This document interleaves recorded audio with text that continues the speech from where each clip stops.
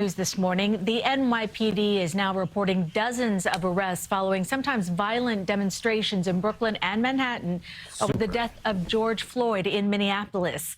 And more protests are planned today around the city. CBS 2's Kiran Dhillon has more from downtown Brooklyn. Cindy, the protests were mostly peaceful, but there were some instances of violence. Sources confirmed to CBS 2 NYPD vehicles were set on fire, officers were injured, and dozens of people were arrested on New York City streets last night.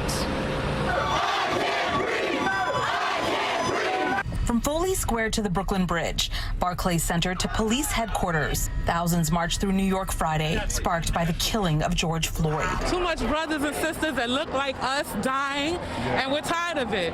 We're from New York, but it happens all over the world, and it needs to stop. Organizers asked people to bring flowers in Floyd's honor. The words, "I can't breathe," on countless banners, masks, and lips. I'm 15 years old. This is my first protest, and I feel like if the younger generation doesn't help, who will? Gay, black, straight, everyone's down here for a right reason. Protesters shut down traffic in Lower Manhattan despite hundreds of NYPD officers trying to keep them on sidewalks. Our police officers have been given a very clear instruction, as always: respect peaceful protest.